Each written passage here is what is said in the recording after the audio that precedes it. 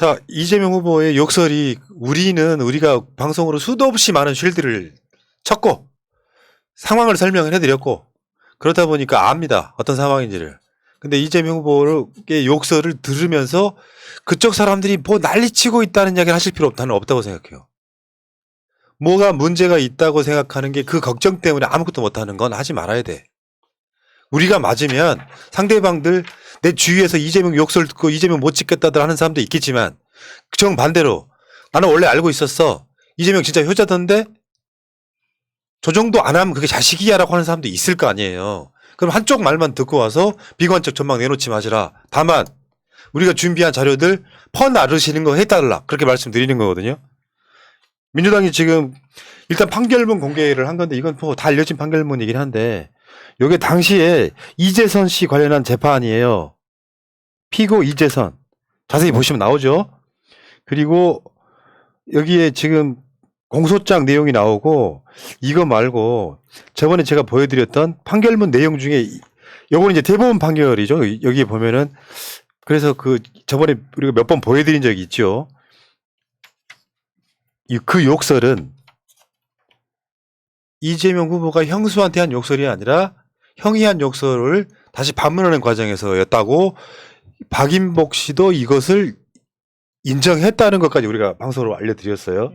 근데 그거는 엊그저께 우리가 소개를 해드렸던 호소문 그 맥락을 봐도 다 이해가 되지만 이번에 민주당이 발표한 그 맥락을 한번 다 쭉 한번 읽어드려볼게요. 아직도 이해가 안 되신다 하시는 분들. 처음부터 읽어요? 네. 처음부터까지 다 읽어주시면 되겠습니다. 1번부터 1. 1번부터? 네. 1. 셋째 형님의 이권 개입 시작. 이재명 후보의 셋째 형인 이재선 씨는 이 후보가 시민운동을 하던 시절인 2000년경 당시 성남시장에게 청탁해 청소년 수련관의 매점과 식당을 제3자 명의로 특혜 위탁받아 물의를 일으킨 일이 있습니다. 그 후 2010년 이재명 후보가 성남시장에 당선되자 형은 본격적으로 시정과 이권에 개입하기 시작했습니다. 성남시는 전임 민선시장 3명이 모두 비리로 구속되었고 직전 시장인 이대엽 씨는 조카와 조카 며느리 손자까지 비리로 처벌된 바 있습니다. 친인척 비리는 암세포와 같아서 한 번 눈 감으면 주체할 수 없이 커집니다. 미리 예방하고 단속하지 않으면 도저히 막을 길이 없다는 것을 이재명 후보는 누구보다 잘 알고 있었습니다. 때마침 형이 노인 주거시설을 짓는 사업에 개입한다는 소문이 들리자 친인척 비리를 우려한 이재명 후보는 사업을 원촌 봉쇄 조치하기도 했습니다. 2. 셋째 형의 이상행동과 이권 개입 그리고 시정 개입은 계속됐습니다. 2012년 초부터 형은 반복적으로 이재명 시장 퇴진을 주장하며 이 후보와의 통화와 면담을 요구했습니다.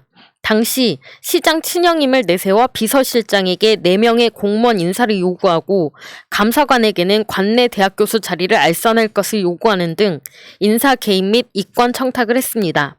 그 외에도 공무원들에게 직접 업무 지시를 하기도 했습니다. 또한 성남 롯데백화점의 영업 일부가 불법이라며 직접 단속을 나가는 등 이상행동을 보이고 관내 은행 등에서 폭언과 갑질을 일삼았습니다. 심지어 성남시 의회 의장 선출에 개입하겠다며 새누리당 의총장에 난입하기도 했습니다. 보다 못한 이재명 후보는 성남시 공무원들에게 형님과 접촉 금지, 통화 금지를 지시했습니다. 공무원과의 접촉까지 차단당한 형은 시장 면담을 요구하며 시장실 앞에서 농성을 벌였습니다. 3. 공무원 협박도 통하지 않자 셋째 형은 어머니를 통해 이재명 시장에게 접근했습니다. 이재명 후보가 형의 이권 개입을 원천 차단하자 형은 인연을 끊었던 어머니를 통해 이 후보에게 접근하기 시작했습니다.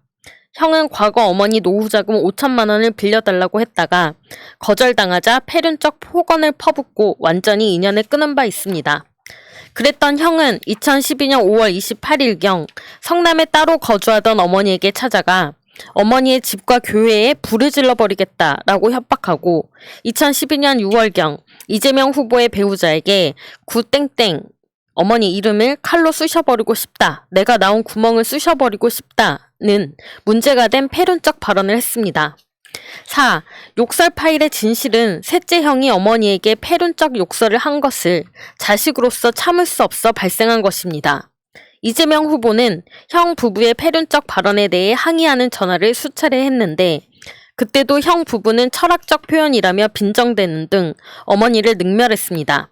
형과 형수는 수많은 통화를 모두 녹음한 후 이 중 극히 일부를 가지고 이 후보가 형수에게 폭언한 것으로 조작, 왜곡해 유포했습니다.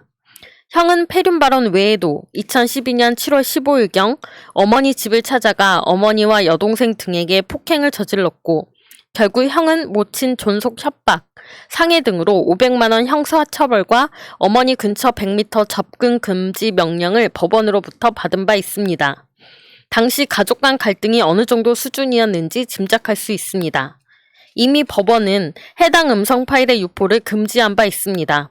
후보자의 공직 수행과 무관한 사생활 영역의 대화 내용 공개는 인격권 침해라는 것이 가처분 및 손해배상 판결문의 핵심 요지입니다.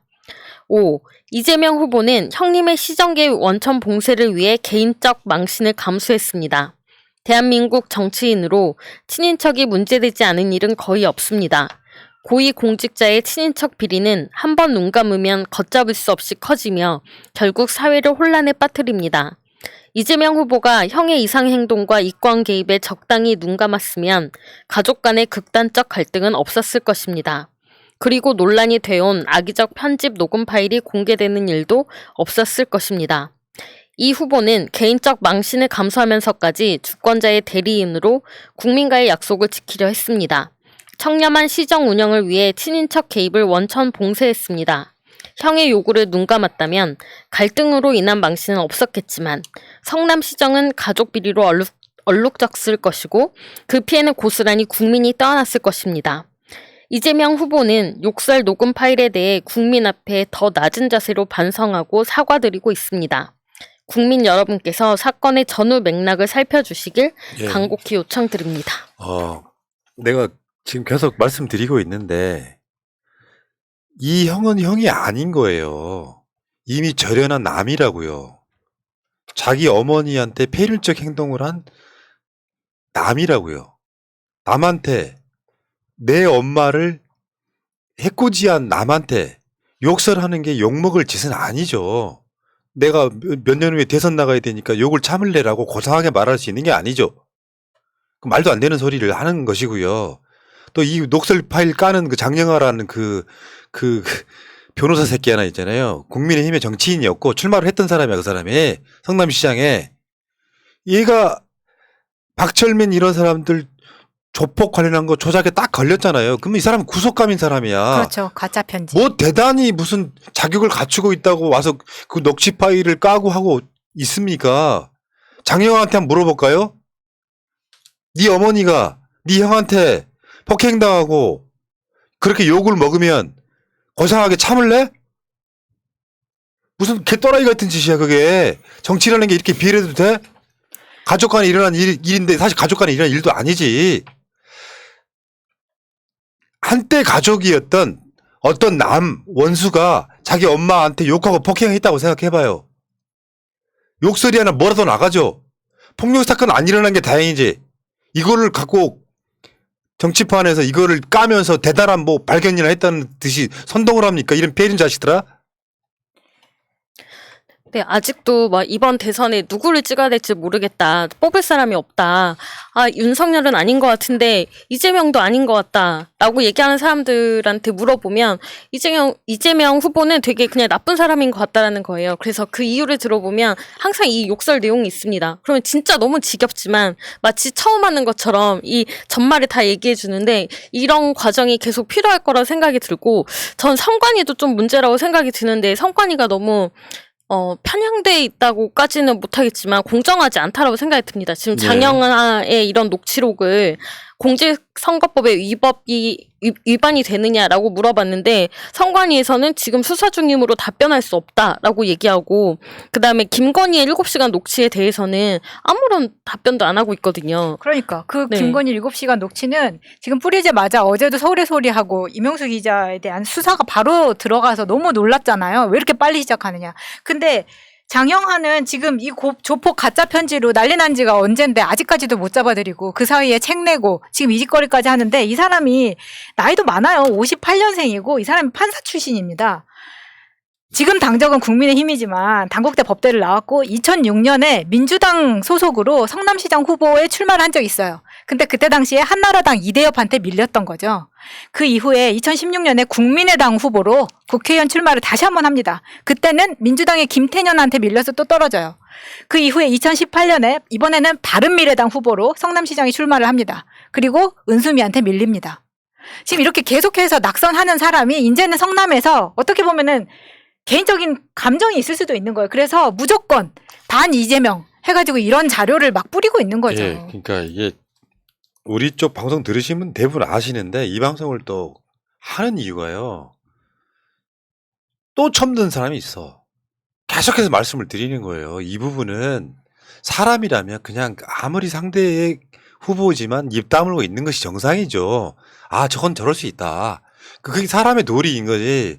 앞뒤 맥락 잘라서 이재명이 형수한테 욕설했대 같은 그런 식의 선동 자체가 폐륜이라는 말씀 드릴게요. 다시 말씀드리지만 내 엄마한테 이제는 남이 된 사람이 욕설하고 폭행하고 하면 참으시겠습니까? 그거를 이재명 공격하는 용도로 쓰면 나는 우리 엄마한테 이제 남이 된 사람이 욕설하고 폭행하는 걸 찬성하는 것밖에 더 돼? 논리적으로 그런 거 아니야?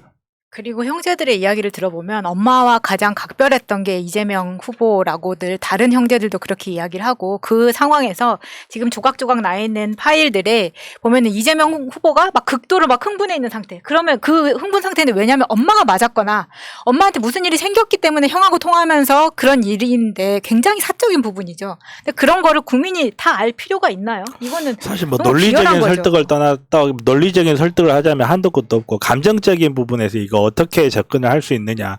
사실 욕이라는 게 그렇잖아요. 욕이라는 게 그 욕이 누구를 향하는지 어떤 상황에서 나왔는지 알면서도 욕을 한다는 것 자체에 거부감을 느끼는 사람들도 분명히 있거든요. 특히 이제 여자분들 같은 경우에 이런 쌍욕이 나오면 본능적인 위협감이나 거부감 같은 걸 느껴서 이렇게 막연하게 싫어하는 경우도 있는데 어떻게 보면 그걸 이용한 거죠. 그걸 노리는 거고. 그래서 이제 저는 같은 경우는 그래요. 이렇게 이 이야기를 하면 저는 이렇게 길게 설명하지 않고 저는 그냥 그러거든요. 유은병 너는 나랑 있으면 욕 안 하냐 그러거든요. 그냥 그런 정도로 그냥 이렇게 설득 아닌 설득을 하죠. 사실 욕이라는 거는 누구나 하는 거기도 하고 뭐 욕이라는 게 무조건 또 나쁜 거라고 할 수도 없고 근데 이제 이거를 이렇게 선거판에 갖고 온다는 것 자체가 문제고 그리고 논리적인 면에서 봤을 때 그래요. 이재명 후보 같은 경우는 친인척 비리를 막기 위해 욕하고 끝났어요.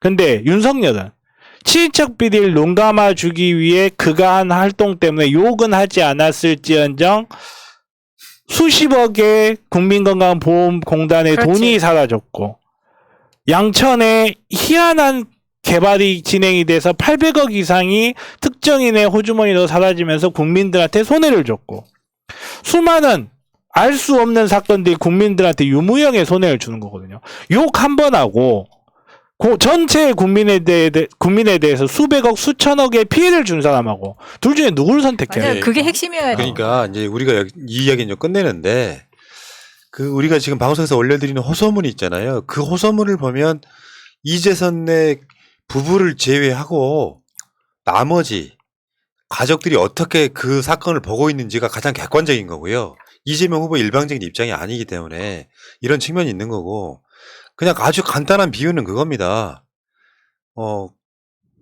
어떤 양아치가 내가 사는 엄마 집에 가서 근데 알고 봤더니 전 아들이야. 끊었으면 지금 현 아들은 아니잖아. 그 양아치가 가서 돈 내놓으라고 엄마를 패고 엄마한테 쌍욕하고 엄마를 입원할 만큼 패버렸어.